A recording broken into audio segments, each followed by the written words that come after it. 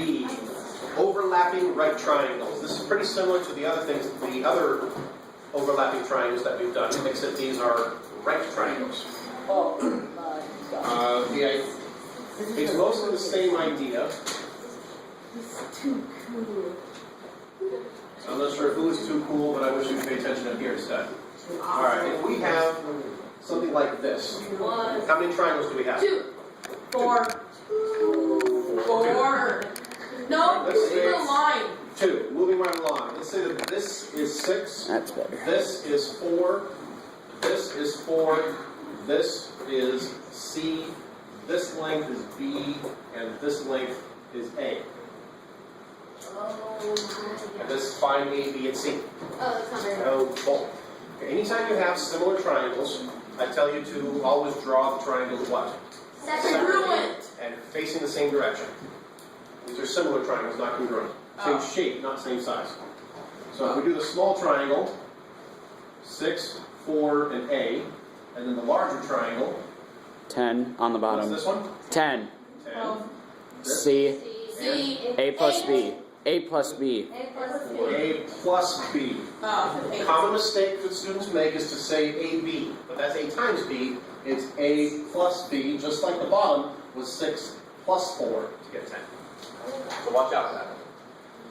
Now, the only thing that's really new with this, like if I were to solve for C, You could do. Blue. I already have turtle, so we'll go. Yeah. Now let's say I wanted to solve for C. We can do, what are the two methods we could use? Scale factor. Scale factor or? Press multiply. Yeah, with a proportion. Okay.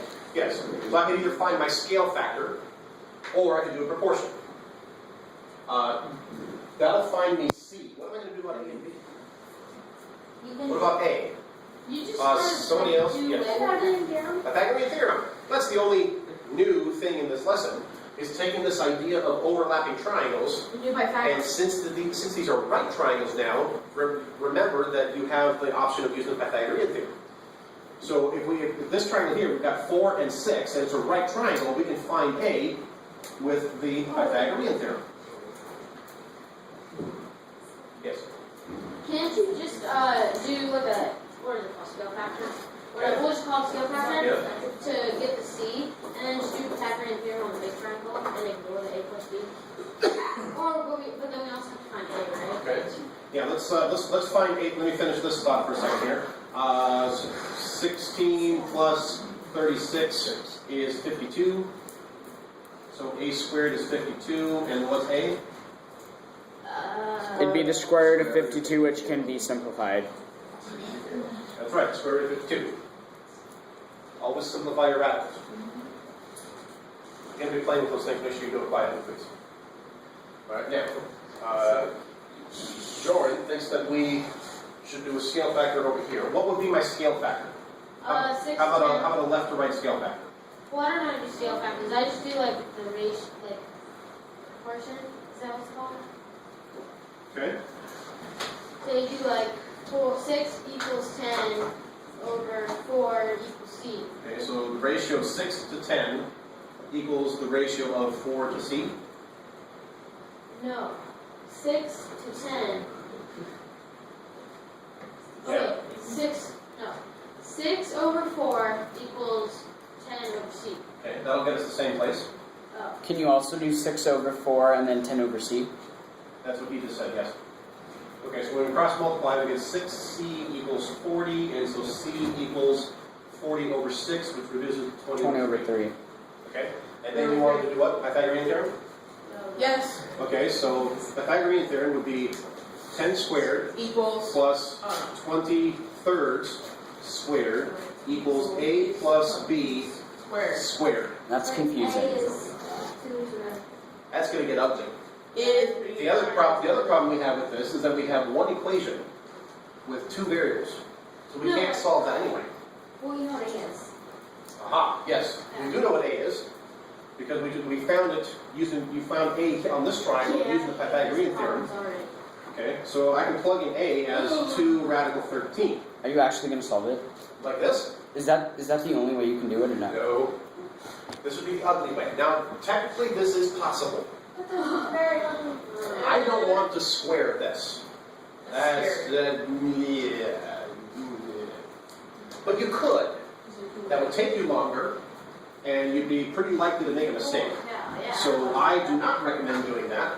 If you can not square a sum, take the opportunity to not do that.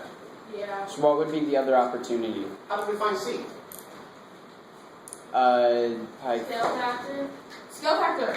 Scale factor or proportion? Yeah. Yeah, that's. Okay. Well, now that we know what A is, Oh. A is 2 radical 13, and it's the same A right here. Oh yeah, it is. That's right. The same problem, same letter. Yeah. Therefore, it equals the same thing. All right, now